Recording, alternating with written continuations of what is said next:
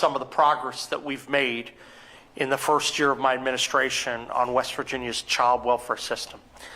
We're not here to tell you the work is done. This is a very difficult area. We're going to keep working very, very hard. But I do think we're making some progress, and it's important that we continually update people about what's going on. I said it at the beginning when I took office. I'll say it again.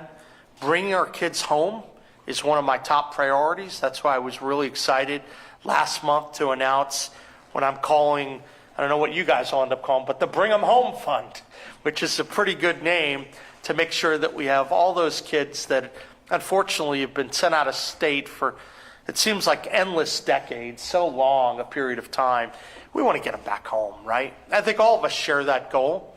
And we thought long and hard about it, but we knew that we had to make some upfront investments to help make that happen. And we're excited to work with you guys on that process. I think we can all agree that we should put our kids' interest first. So it's very good. But if we're serious about fixing the system overall, once again, we got to work on the fundamentals. There's usually not an easy solution to every problem. And, you know, I tend to want to make sure that we're working on the basics all the time, because too often, you know, in politics generally, people want to thump their chest and say everything's great and we have the silver bullet. Life's a little bit more complicated, right? And so I think we have to be proactive. We have to address challenges ahead of time. We have to, in the child welfare system, help people earlier. We have to stabilize situations sooner. And we have to prevent unnecessary involvement whenever possible, system involvement. One of the things that we do, though, is we look at best practices. And we look at different programs that are working. And things that we've been doing as a department over time, and pilots and tests that have been out there for a number of years. And we came upon one earlier this year working with Star Academies. As you guys know, there have been 4 pilot programs for Star Academies that have been operating. I think there's been 3 that have been operating in counties over a 1-year period. And we have some good feedback from that, and one, I believe, in Logan County that's been operating for a 3-year period.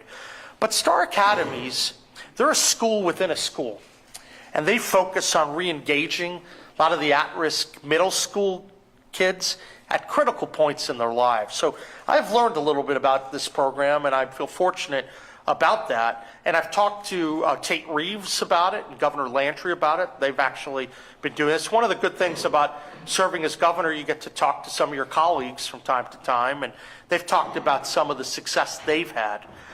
And these Star Academies, they're inside existing schools. There's a small number of classrooms that are transformed into immersive learning environments where these students can receive core academic instruction, and they can be paired with hands-on, career-connected, project-based learning. Pretty good. It's a great place to focus on STEM and real-world skills in these places. Maybe even more importantly, we know that a lot of these kids they're interacting with, it's not just the at-risk kids, it's a lot of everyday kids that they're going to be learning how to interact and behave even better than they did in the past. Because they're walking the same halls as their classmates. I think there's some value in that. They're eating in the same cafeteria. They're just learning in different classrooms, focusing on their unique needs.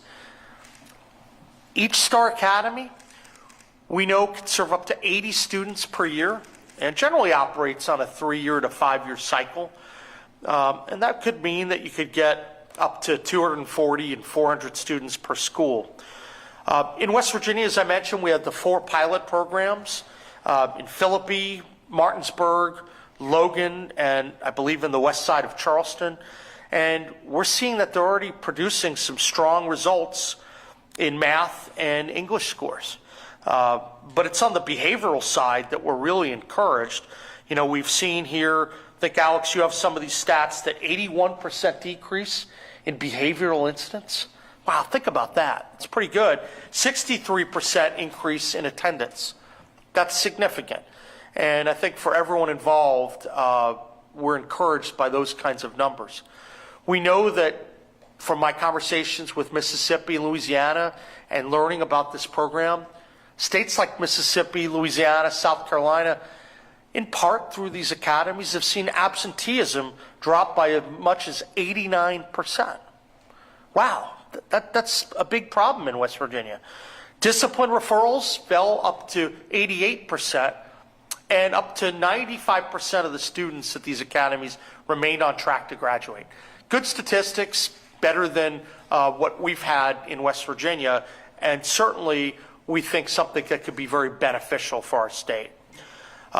This expansion of the program would be funded using existing TANF dollars, the Temporary Assistance for Needy Family monies, and so we think that it's not going to require existing new monies, but we're going to have to work with you on some of the language. If you guys are open for that, that's important. But we think it's important to intervene early and connect learning to opportunity. So the Star Academy system, I think it's going to help keep kids engaged in school and reduce some of the risks that lead to foster care involvement. And it's the main issue I wanted to bring people here to talk about. Look, what we're seeing right now, we'll probably have for this initiative about 8 new programs. That's about $8 million or so. And then that's be over the prolonged period of time. Then there'll be another 8 programs broken down into 4 one year, 4 another year, and that's about 4.2 each year. So we'll work through the exact numbers with you, but to give you a sense as to the scope of the program, we think this could be very, very powerful as another way to improve test scores of our kids and, once again, have early intervention with at-risk families. That makes a big difference.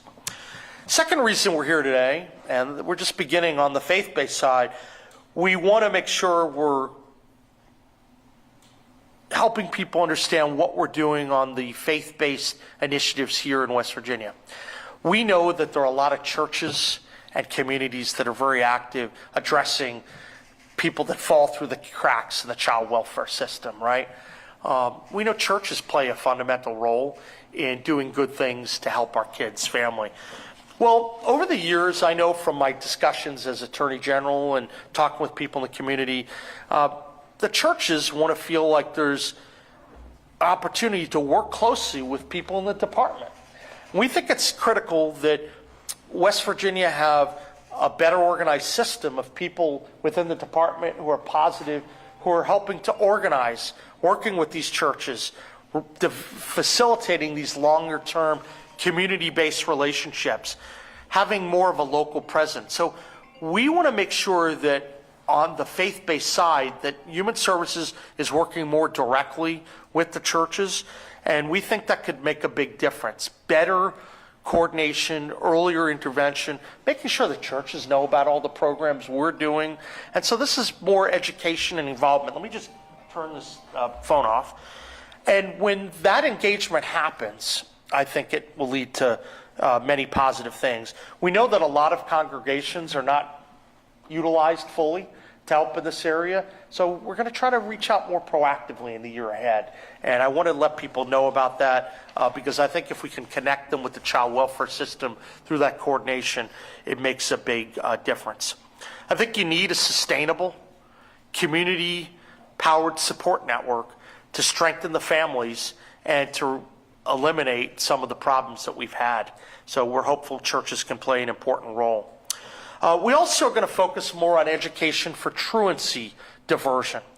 You know, one of the things that I was struck with when I started learning more about the child welfare numbers is that we have a lot of kids that sometimes go through the court system, and sometimes kids get sent out of state, they get put into different circumstances, but sometimes there's not a separation. They're real kids with severe mental health issues, and they have to be addressed. And then there are kids that they're absentee, and they're truant from school, but you know, they're not in the same condition as all the other kids. Better understanding the differences, the types of kids, so that it's not a one-size-fits-all situation, I think is really, really important. And so we want to put expanded focus on truancy diversion.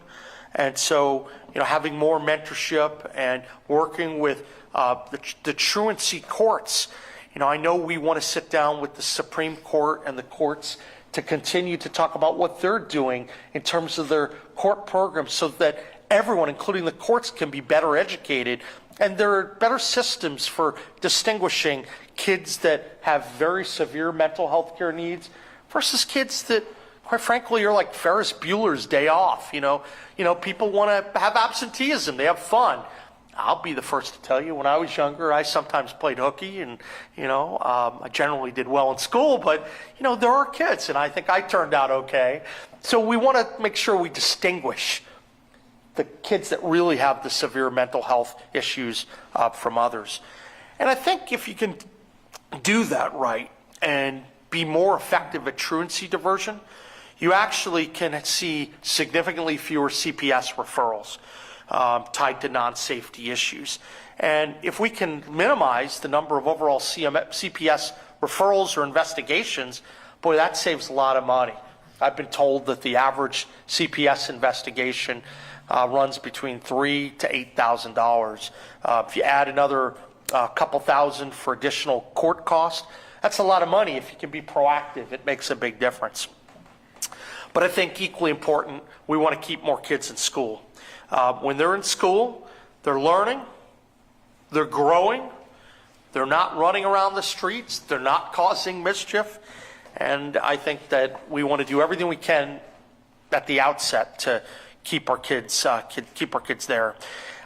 Interesting statistics: if you end up staying in school and you graduate, you make it all the way, that actually contributes an extra $200,000 to $250,000 in lifetime economic benefit for the state. So the state is pushing for these kids to do well. So we have a number of these initiatives that we're working on. We have the Keep Them Home, the Bring Them Home Fund. We obviously have the Star Academies. That's a major initiative, and we're excited to work with the legislature on that. And of course, better coordination, education on truancy diversion, and on our faith-based systems. All good things. But we have to keep working. I'm not here to announce that we've solved every problem. But at the beginning, and Amelia, you may remember this, I promised that I would keep you updated as we have developments and that we'll face the music to deal with the challenges that we have. And that's what we're here to do. But I'm excited to work with the legislature because I think they share the same goals to improve this. And I won't say that all the problems are over, but I will say that at least if people can see that we're making slow but sure progress and we're protecting our kids, that's a great thing to do. And that's what we're working on. So that's what we wanted to come here and talk about today. And I'm glad that we have such great attendance from the legislators. I see beyond everyone up here, I see Vince Deeds back there, and I see J.B. Akers. So these are people, and everyone here working hard to try to help improve child welfare in West Virginia. And we've been working with others who are not here as well. And we're excited for the legislative session ahead. I think that we have to keep making progress, slow but sure. With that, I'd like to turn it over to Alex Mayer, who's been helming a lot of these efforts. Alex, appreciate your time. Thank you, sir. Thanks. Thank you. Well, good afternoon. I think it's afternoon now. I want to first say thank you to the governor for his leadership in this effort. This is a lot of different things, a lot of moving parts, but, I think what today is really a representation of beginning to move forward in that preventative effort, right? We talk a lot about primary prevention at the department, and I think what the governor has outlined today is a good example of some of those steps forward in establishing primary prevention in the state of West Virginia in order to move things forward. And that's really how we're trying to begin to make progress in the child welfare system. While we have current issues to address, there's also things that we can do up front, upstream, as we often say in the child welfare system, that we can do to start reducing the impact and the involvement of child welfare, later on when folks, leave school. Kids who don't receive an education, do not graduate, are at higher risk for being involved with the child welfare system as adults. So, these efforts are a continued effort to reduce that involvement, provide better supports to families and children. And I think too, just to call out specifically the faith-based initiative. The work with the faith-based community is key as we continue to work forward in changing and revamping the child welfare system in West Virginia. Communities I've mentioned before are essential, and faith-based communities are an integrated piece to that community. So I'm really excited to, be able to really go full speed ahead on this effort with the churches and other faith-based groups across the state, because I think that's a really key area as we begin to move forward and begin to make change within the child welfare system. So, sir, I appreciate all your leadership and look forward to working with you more. Thank you, absolutely. If any of the legislators, you want to say a few words? Grateful, we've got some great leadership here. Well, I think we have, after a year of new eyes being placed on the problems and the difficulties with our governor and with the secretary, I think we can now expect that things will begin to get some traction and move in the right direction, and I certainly applaud that. We have many issues that we need to address. These are not all of the issues, of course, as mentioned, but as a legislator, I certainly am interested in helping children, helping families, and being able to move our people in a good direction. I thank the people of West Virginia for staying here. We've had a lot of them that have run off, and I thank you for staying. Amen. And we who have stayed, let's band together and let's make it better. And let's applaud the steps in the right direction. And for those things that are still left hanging, let's get together and let's get those stakeholder meetings going. And let's continue to make progress in the right direction. Thank you for your leadership, Governor and Secretary Mayor. We appreciate everything that you are doing and applaud your efforts. Thank you. Thank you. Laura? Thank you. As Senate Health Chair and a mother of 2 young children, children's issues, including the foster care system, is such an important issue to me. Last year, we passed a comprehensive foster care reform package. I am so excited today that Governor Morrisey and Secretary Mayor are going to continue this work, because for about a decade, we have been failing our children. I believe that every child in West Virginia should stay in West Virginia, and the Secretary and the Governor have made great strides to keep our children in West Virginia and out of hotel rooms. And so I'm very excited for these initiatives. I look forward to working with the Governor and Mr. Secretary in this coming legislative session, and I hope that we can actually help our children that are in most need. Thank you. Thank you very much. I don't know if you want to say a few words. Appreciate it. Delegate? Thank you very much. As the governor stated, we've been treading upriver for a while now, and we certainly didn't get here overnight, and it's going to be a slow, steady progress to try to claw back and get our kids back on track. So I'm looking forward to working with both of you, and thank you so much for your initiatives to get started. Thank you so much. Great. Well, we appreciate it, and I know there are a couple legislators in the back. I don't know if you want to say any remarks, but I appreciate your attendance. All right. Well, we have a lot going on. It's a busy week, but I'm happy to field any questions that the press may have. I'm going to open up the second press conference of the year by Stephen Allen Adams. Well, I have a question in regards to Star Academies. Of course, earlier last year you signed the Student Discipline Bill, Senate Bill 109. I know it allows for behavioral intervention programs. Sure. Some counties have that, some don't. It allows them to partner with different groups. Allows for creation of alternative learning centers.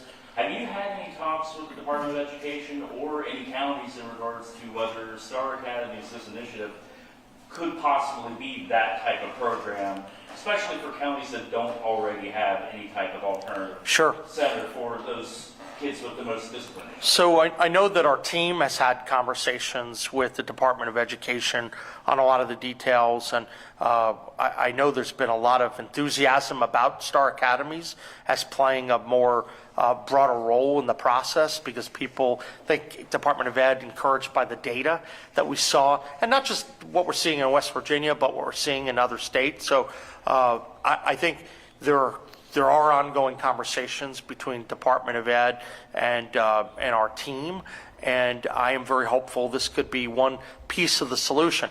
Like anything, it's not going to be the whole solution, but if you have something that works and really changes the numbers along the lines of what I was talking about, 85, 89%. My God, we'd be foolish not to look at these things at least, because we need to dramatically increase the number of kids that graduate and ultimately are engaged productively in our society. So I know that there have been conversations going on. I can't, specify all of those, but yeah. Amelia.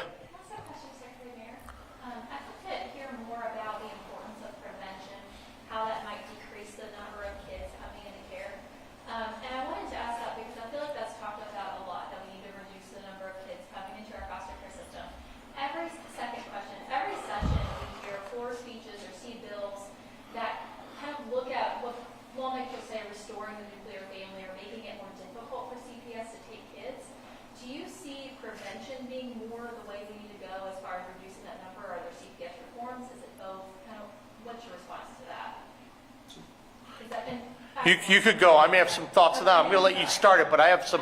But go ahead. Yeah, because when you mention nuclear family, I have distinct thoughts about that. No, so I appreciate the question. I think in terms of prevention, right, I think the child welfare system is complex in that we have children that, could come into the system, currently in the system, and those that, are out of the system, right? So I think you have to look at all pieces. I think prevention is a key part, though, to the overall success and reform in child welfare. So while it's not, I think, the only thing we have to be focusing on, it's a key part in the reforms that we're going to be putting in place and moving forward with here in West Virginia. So as I mentioned, the primary prevention piece is really the further upstream, right? So we talk about some things that we can do ahead of a child coming into care, but if there are things that we can do far in advance of a child ever touching the child welfare system or ever getting a referral, that's really what we want to focus on, right? So I think it's a continuum of prevention. I don't think there's, kind of like the governor had made reference to, it's not a one-size-fits-all solution, but it's, that incremental step towards, making change within the child welfare system in the realm of prevention. But again, I think really focusing on those primary prevention models that we've seen success in other states. Yep. Yeah, and I'm going to add something just because when I served as the Attorney General, I used to spend a lot of time talking with parents who were working hard to stay involved with their kids, and sometimes they had a lot of frustrations with the CPS system. And as the AG, I had limited authority to do that because you followed your client, right, the state agency. That's why you're seeing a lot of focus and activity on this in a way that I think hopefully should be assuring to the public that we care about our kids. But at the end of the day, we're going to have a much better situation for child welfare when our families are healthier, when our families are stronger, when the community bonds remain tight. And when I read about and I talk to or go down to McDowell County or I go to some of the counties where you have such a large percentage of kids being raised by grandparents, and you look at some of the statistics across the state in terms of how our kids are getting raised, you've had a lot of people that are disabled. You've had a lot of people that were really caught in a drug culture, and therefore the kids got ripped away from them. So there's a broader issue going on that we have to always keep our mind focused on. Number one, we need to have strengthened communities and people with good paying jobs. That matters tremendously. One of the points I emphasize for our rural health grant is that we're trying to create a virtuous circle. And that if you could actually improve the healthcare outcomes, people, even if you move it 2%, let's assume we could make progress in our workforce participation 2%. That's going to improve productivity. It's going to increase the number of people on the workforce, but then it's also going to strengthen the economy. And when you have that, you also, when you have more strength and more jobs and more people working, it's going to strengthen family lives as well because people are not going to be struggling as much within their homes. And I think addressing the economic issues as well as some of the social issues that come, the drug problem, some of the issues we've seen with disability down south, there are a lot of things that require work. And we try to look at all of these issues because they all feed into the child welfare problem. And the more we keep kids within a traditional family unit, I think the better. Next question. Mine is about homeschooling. So in the past, pieces of legislation like Rabies law have gone into place to put protections on children who are homeschooled, and abused. I'm sorry, is this about today? Yes, but Okay, child welfare. go ahead. And you're talking about, CPS and Sure. everything like that. Will protecting, putting guardrails on when, you can't see them at school and everything like that, putting guardrails or... Guardrails around what? Homeschooling. Like, people, when they're able to... Look, I trust the parents to take care of their kids, so I'm not sure what you're referencing, but what I could say is this: I think it's important that our kids are always brought up in the best and proper environments, and if there are complaints that are going to get made, they're all going to get addressed. People can't abuse their kids, but I don't know the particulars you're suggesting. We're not looking for a whole new regulatory scheme for parents. Okay, I guess that, because in the past there was Rayleigh's law that was... I'm sorry? Rayleigh's law. Okay. After the girl, it was a girl died of abuse, and there was also... Okay, I don't know what you're reading from, so I don't know all the details, but happy to. Do you want to explain it to us? I mean, I can send more of the details, like, Okay. to be, but another part of the question was, you talked about, like, the being more cost efficient because of how expensive removals can be, and we don't want, Sure. wants to prioritize not removing families. Do you think de-incentivizing removals could potentially put children in a dangerous situation? No, I mean, look, I want to make sure, I've said all along that the long-term goal is to make sure that we have fewer kids that within their system. For anyone to make that into a bad thing is a pretty crazy idea, right? The goal is to make sure that you have more kids in nurturing, loving families and supportive communities. But obviously, if you can get those numbers down lower, that generally is a good reflection on the health and status within a community. So I'd rate that very, very positively. I just have two questions. Can you state the specific bills that you're asking lawmakers to push ahead on the session and address the issues that you laid out?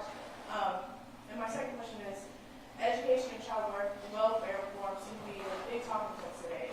The House especially are planning to address that. Yes, so we talked about a couple of different initiatives today, and we're obviously very pleased to be joined with the legislature because we're in the process of working with them. We're meeting with the leadership. We're meeting with committees. And I think you're going to see some of these ideas manifest themselves in legislation. So to be specific, we talked about the Bring 'em Home Fund, right? That would require some legislative initiative. And I talked about having a seed capital, I believe, of $6 million, and then we'll create that system. So we've been working, we have draft language. I don't know if it's finalized or not, but we'll be working closely with the relevant committees of jurisdiction on that. So any of the initiatives that require legislative assistance, obviously we'll be collaborating with the legislature on that. And later this week, we'll probably do a deeper dive into our broader legislative agenda. Yesterday, I previewed some issues relating to tax and economic development. Today, we're talking a little bit about child welfare, but there'll be more and more information to come, and this will be a collaborative process with them as opposed to, hey, this particular bill number or not. Any other questions that you may have? Henry, how you doing, man? Good, sir. Happy New Year. All right. Hey, just real quick, just something I wanted to piggyback off on yesterday. Sure. That's that 5 to 10%. Yeah. Just what programs, agencies, or services would need to be reduced in order to balance the budget to make sure that proposal? Yeah. So I think that one of the goals I've always had in West Virginia is to grow the economy. And I think it's important that we're always looking for different ways to lure more people in. I've talked a lot about the importance of net migration and to becoming more attractive. So if you have more people, those are also more taxpayers. That's one thing that we have to do. Second, one thing we saw from yesterday is as we had lowered the state income tax, I believe about 27% or so in recent years, we see that there's still been significant monies coming in terms of consumer sales tax, and the income tax has been remarkably strong in terms of the revenues that have come in. So I do think that when you lower taxes, you do see the market react, and I expect that that will happen. When you put a budget together, you look at priorities. I think one of the top priorities has to be returning money back to the people. It's the people's money, and so that's important. But at the same time, our budget is going to reflect strong investments in the core services that matter for West Virginians, and we'll be able to defend that.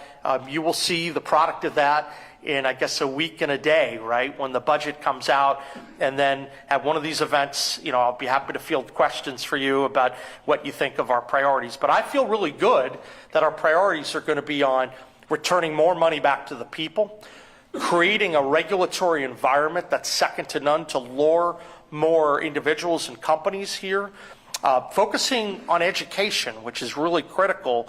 There'll be initiatives pertaining to HOPE, but also with respect to K through 12 that we're going to be talking about. I don't want to get too far ahead of announcements I may be making prior to this State of the State, but education is always central to our state success, and obviously investments in infrastructure and other areas. But I can tell you, I've gone through the budget line by line. I've been working with our team for months, and we want to make sure we're making good decisions that work for the state. Any final questions that people may have? Well, I want to say thank you all for coming. I'm very grateful that you're here. You guys are doing some terrific work. We're excited to partner with you beginning next week. It's a long time coming, but we're thrilled to have a really productive year. I know that during an election year, people worry, how much can you get done? I look at the people up here,